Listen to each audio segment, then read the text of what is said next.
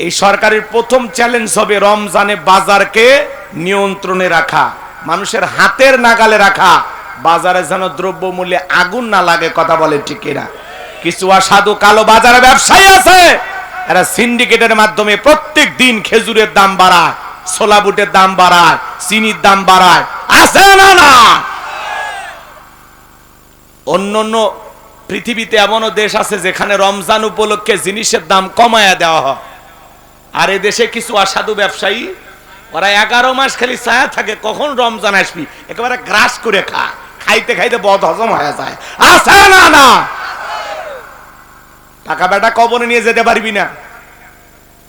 আল্লাহ হেদায়েত দান করেন। এই রমজানে আমাদের সবচেয়ে বড় সমস্যা হলো বাজার। মাঝে মাঝে বাজারে আগুন লেগে যায়, চিনির দাম বাড়ে, ছোলা বুটের দাম বাড়ে। জনাব তারেক রহমান জনকণ্ঠে পত্রিকায় দেখলাম একটা নিউজ প্রচার হচ্ছে, উনি বলেছেন যে বাজারের দ্রব্যমূল্যের দাম বাড়াইলে তাদেরকে কিভাবে কি করা লাগে আমরা করব।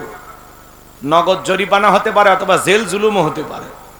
তা আমরা বলতেছি শুধু এটা কথার কথা না, এটা বাস্তবায়ন করতে হবে। কথা বলে ঠিক না? এই সমাজে আল্লাহর আইন চালু না হওয়া পর্যন্ত শান্তি প্রতিষ্ঠিত হবে না। কথা বলেন ঠিক কিনা?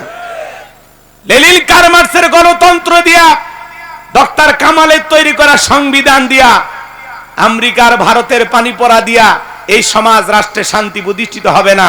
বাংলার ভূখণ্ডে এই 56,000 বর্গ মাইলে শান্তি যদি প্রতিষ্ঠিত করতে চান, আল্লাহর আইন দিয়ে এই জমিনটা পরিচালনা করা লাগবে। কথা বলেন ঠিক কিনা? এই জমিনে আল্লাহর আইন চালু হোক। কারা কারা চান হাত তুলে দেখান। লিল্লাহি তাকবীর। আরে ভাই আমরা চাই, পূরণ করার মালিক কে? নিরাশ হওয়া যাবে না। বোঝেন নাই? কি কন? নিরাশ হওয়া যাবে না, চাইতে থাকা লাগবে। আল্লাহ কবুল করেন। আল্লাহ দেশে শান্তি, রহমত, বরকত নাজিল করেন। চিল্লায় খান আমিন। আমার ভাইয়েরা, তাহলে নামাজের মতো আদায় করলে সবাই যদি নামাজি হয়ে যায়, চুরি থাকবে? চুরি থাকবে না? করতেছে? আচ্ছা বলেন তো, সৌদি আরবে যে হাত কাটার আইন আছে, হজ করতে তো অনেক মানুষ যান, কয়জনের হাত কাটা দেখছে? পাওয়া যায় না, সব কাটে শেষ হয়ে গেছে। নাই, এটা ভয়। বান্দাকে কোন আইনে কোন নিয়মে কন্ট্রোল করা যাবে এটা আল্লাহর সাথে আমরা বেশি বুঝি। এটা একটা ভয়। একজনের হাত কাটলে আর কিয়ামত পর্যন্ত কাটা লাগবি না, সব ঠিক হয়ে যাবে। এটা একটা ভয়। বাপরে বাপ, চুরি করলে হাত কাটবি, দরকার নেই, ভিক্ষা করে খাবো। হ্যাঁ, সমাজে বোঝেন নাই। এই জন্য আল্লাহর আইন আমরা চাই। আল্লাহ কবুল করেন। একটু জোরে করেন আমিন। খারাপ লাগতেছে? তাহলে নামাজের মতো আদায় করলে আল্লাহ 1 নাম্বার রিজেক দেবেন, আর 2 নাম্বার সকল ভয় থেকে নিরাপত্তা দেবেন। নিরাপত্তা দেওয়ার মালিক কে? আজকে নেতারই নিরাপত্তা নাই, জনগণের কিসের নিরাপত্তা দিবে? এরকম সমাজে আছে না? না। হ্যাঁ, এই সমাজে নিরাপত্তা নাই তো। জনাব তারেক রহমান বাসে ঘুরতেছে, অনেক হয় হুজুর বাসে ঘুরতেছে কে, একটু নিচে নামতে বলে। হ্যাঁ, নিচে নামবে। দিন দুপুরে তোমরা মানুষ মেরে ফেলে দাও, নিচে নামবে। কথা কয় না কে? তবে আলহামদুলিল্লাহ এখন তো ঘুরতেছে। এই দেশের শান্তি নাই তো। একটা ফুটপাতের টোকায় 10 টাকা দিলে মানুষও খুন করে, 20 টাকা দিলে যা মানুষের চাকু মেরে থুয়ে আসে। বোন, ভালো বগুড়ের ঘটনায় তো, এই ভাই ভুলে গেছেন, বোন আপন মায়ের পেটের বোন, তাকে একটা বখাটে ছেলে এসে বাজে কথা বলতেছে, অশালীন আচরণ করতেছে, ভাই বাধা দিতে গেছে, ওই ভাইও মেরে ফেলে দিছে। নিরাপত্তা আছে? একটা বাবা তার মেয়েকে নিরাপদে নিয়ে হেঁটে যাবে, এই সমাজ আছে? যে সমাজে একজন পুরুষকে বেঁধে রেখে তার স্ত্রীকে ধর্ষণ করা হয়, এই সমাজ আমরা আর দেখতে চাই না। কথা বলে ঠিক না? আমরা শান্তি চাই, নিরাপত্তা চাই, সকল নাগরিকের অধিকার প্রতিষ্ঠিত করতে চাই। কথা বলেন ঠিক কিনা? আল্লাহ এই জমিনের উপরে শান্তি আর রহমত আর বরকত নাজিল করো। জোরে বলেন আমিন। আল্লাহ যেন আমাদের জন্য নিরাপত্তাকারী হন। জোরে বলেন আমিন। তাহলে পারবো তো ইনশাআল্লাহ। আল্লাহ কি বলেন? ফাসল্লি লিরাব্বিকা, রবের উদ্দেশ্যে সালাত। রমজান যে আসছে, রমজানের প্রস্তুতি নেওয়ার দরকার আছে না? না। আমি 2-3 মিনিট সময় নিয়ে রমজানের স্পেশাল 27টি আমলের কথা আপনাদেরকে বলবো, আগে আলোচনাটা শেষ করি। কষ্ট হচ্ছে নাকি আপনাদের? এই যে রমজান আসছে, রমজানের মধ্যে তারাবির নামাজ আছে না নাই? কিয়ামুল লাইল আছে না নাই? কি করবেন? 20 মিনিটে 20 টাকা। হ্যাঁ, এমনও হুজুর আছে বিদ্যুতের গতি ফেল, 16 মিনিটেই 20 টাকা শেষ। আছে না না? 4G 5G গতির নামাজ দিয়া জান্নাত পাওয়া যাবে না। 4 রাকাত পড়ে পড়ে বিশ্রাম নিতে হবে। তারাবি মানেই বলে তাড়াতাড়ি, মার একটা বাড়ি।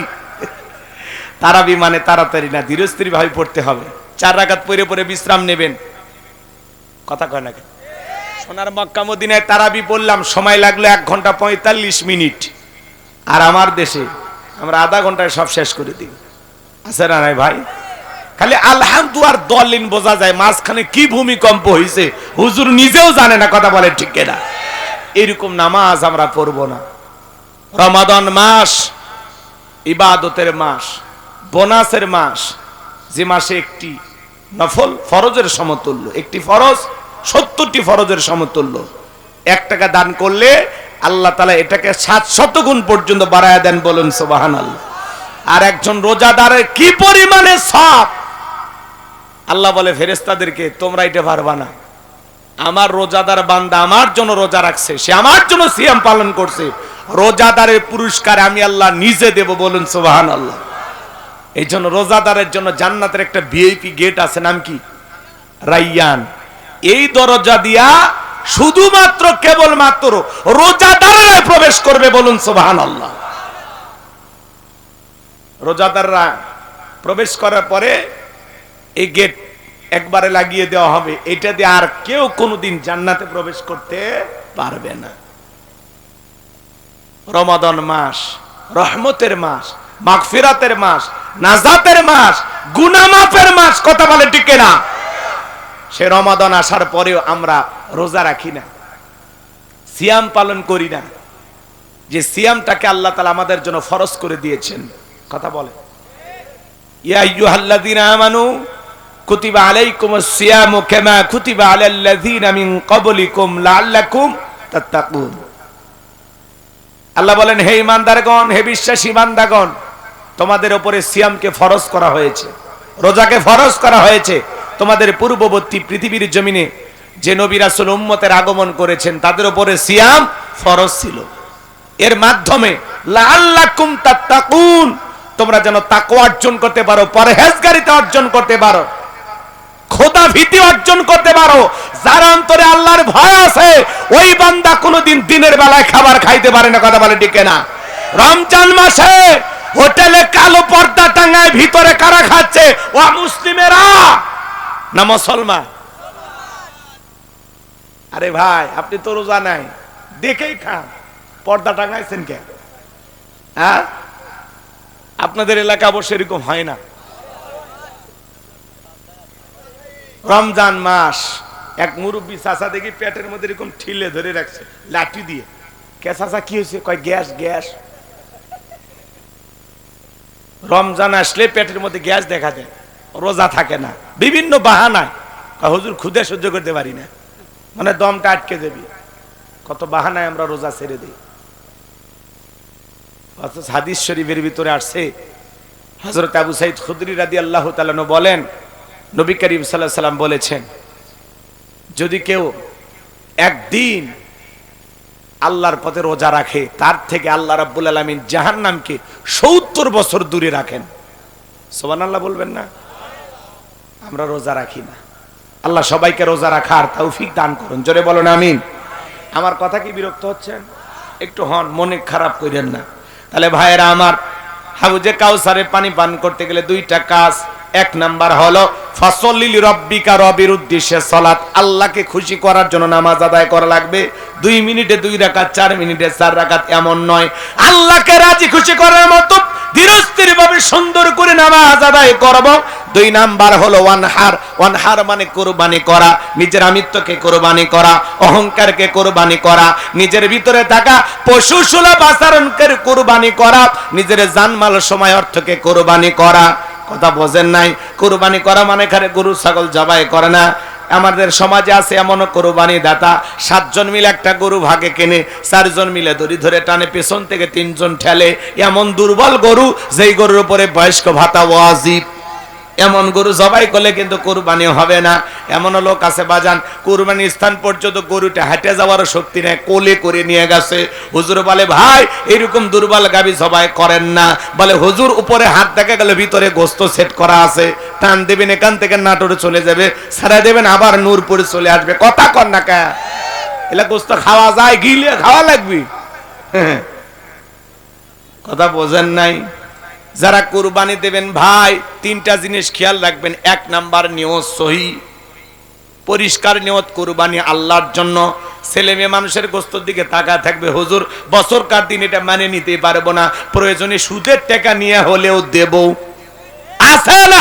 নতুন মেয়ের বিয়ে দিলাম, জামাই বাড়িতে গোস্ত না পাঠালে মান সম্মান থাকবে না, হুজুর প্রয়োজনে কিস্তি তুলে হলেও কুরবানি দেব। এরকম নিয়ত থাকলে আপনার কুরবানি হবে না। কুরবানি মানে আগে খাওয়ার নিয়ত, গোস্ত খাওয়ার নিয়ত আগে কে? কুরবানি করা মানে স্যাক্রিফাইস করা, বিলিয়ে দেয়া, বন্টন করা। ভোগের নাম কুরবানি নয়, ত্যাগের নাম কুরবানি। নিজে না খাইয়া অন্যের মুখে হাসি ফুটানো নাম হলো কুরবানি। কথা বলেন? নিজে একা একা খাইয়া ফ্রিজ ভরান, আর প্রতিবেশী আদা রসুন মশলা বাইটা অপেক্ষা আছে, 2টা টুকরা তার ঘরে পৌঁছাইতে পারলেন না, আপনি কিসের কুরবানি দাতা? আগে ওই গরিব দুঃখীকে দেন। কুরবানির ওয়াজ অনেকক্ষণ করা যায়, সময় নাই তো, কষ্ট হচ্ছে আপনাদের। 1 নাম্বার নিয়ত সহি, কুরবানি কার জন্য? 2 নাম্বার সুদের টাকা, ঘুষের টাকা, হারাম উপার্জনের টাকা দিয়ে কুরবানি দিলে হবে না। আল্লাহ পবিত্র, তিনি পবিত্র বস্তুকে ভালোবাসেন। 3 নাম্বার ফাসল্লি লিরাব্বিকা ওয়ানহার, আগে সালাত আদায় করো, এরপরে কুরবানি করো। নামাজ পড়বেন যে রবের জন্য, কুরবানি হবে সে রবের জন্য। তাহলে নামাজি হয়ে কুরবানি দিতে হবে, কোন বেনামাজির সাথে ভাগে কুরবানি দেবেন না। কথা কয় না কেন? প্রয়োজনে একা একটা ছাগল দিবেন, একা একটা ভেড়া দেন। কয় লাখ টাকার গরু দিলেন আল্লাহ ওইটা দেখে না। আপনি যদি 20,000 টাকার একটা ছাগলও দেন, নিয়ত সহি, টাকা হালাল, আপনি নামাজি হয়ে কুরবানি দিচ্ছেন। আপনার এই কুরবানির ছাগলের রক্ত জমিনে পড়ার আগে আরশের মালিক আল্লাহর কাছে কবুল হয়ে যাবে। বলুন সুবহানাল্লাহ। আল্লাহ বলেন ওয়ালাকি ইয়ানালুহু তাকওয়া মিনকুম। বান্দা কয় লাখ টাকার গরু দিলে ওইটা দেখি না, আমি দেখি তোর অন্তরে তাকওয়া। খবরদার কোন বেনামাজি, সুদ খায়, ঘুষ খায় এমন ব্যক্তির সাথে ভাগে কুরবানি দেবেন না। একাই দেওয়া উত্তম, একাই দেবেন ইনসাফ। আর যদি ভালো মানুষ পান তাহলে ভাগে দেবেন। আল্লাহ তৌফিক দান করুন, জোরে বলেন আমিন। 3 নাম্বার আয়াত, ইন্না শানিয়া কাহুয়াল আবতার। আল্লাহু আকবার। আমার আল্লাহ দেখে বলে নবী, যারা আপনাকে লেসকারানির বংশ বলে আপনি কষ্টে মনের মধ্যে নেবেন না। এই পৃথিবীর জমিনে আপনাকে মহব্বত করে, আপনাকে ভালোবাসার কোটি কোটি রুহানি সন্তান পাঠাবো, যারা আপনার জন্য জীবন দিতে প্রস্তুত থাকবে। নবীজির অপমানে যদি না কাঁদে তোমার মন, মুসলিম নয় তুমি মুনাফিক, নবীজির দুশমন। কথা বলেন ঠিক কিনা? ফ্রান্সের জালেমেরা নবীজির কার্টুন প্রদর্শন করলো, দেয়ালে দেয়ালে কার্টুন টাঙাইলো, নাকটা বেঁকা করে মুখে কয়েকটা দাড়ি লাগায় বলে ইনি মোহাম্মদ, জোরে কন্যা উযুবিল্লাহ। আমার নবীকে দেখতে কার্টুনের মতো। এই পৃথিবীর সবচাইতে সুন্দর মানুষটির নাম মুহাম্মদ রাসূলুল্লাহ সাল্লাল্লাহু আলাইহি সাল্লাম। যে নবীর চরিত্রের সার্টিফিকেট আল্লাহ দিয়ে বলেন ওয়া ইন্নাকা লাআলা খুলুকিন আযীম। নবী গো আপনি হলেন পুত পবিত্র মহান চরিত্রের অধিকারী। আজিম আরবিতে এমন একটি শব্দ যার গভীরতা মাপা যায় না। যে নবী 63 বছরের জিন্দেগিতে একটি মিথ্যা কথা বলেননি। বলুন আল্লাহু আকবার। এমন বিশ্ব রেকর্ড পৃথিবীর আর কোন নেতার আছে?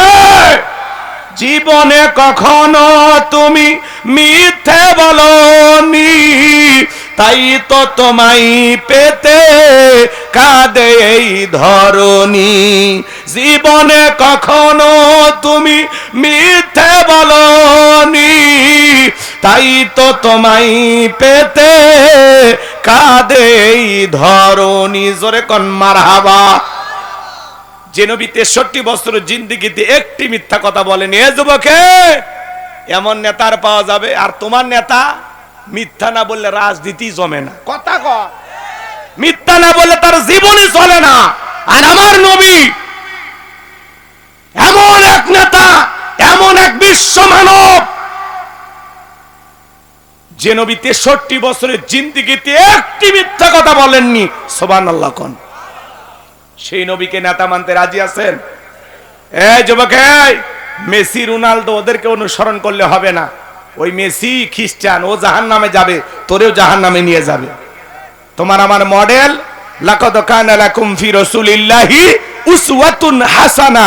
আল্লাহ বলেন তোমাদের জন্য উত্তম আদর্শ আছে রাসূলের জীবনের ভিতরে। কথা বলেন ঠিক কিনা? সেই নবীকে নেতা মানতে রাজি আছেন তো ইনশাআল্লাহ?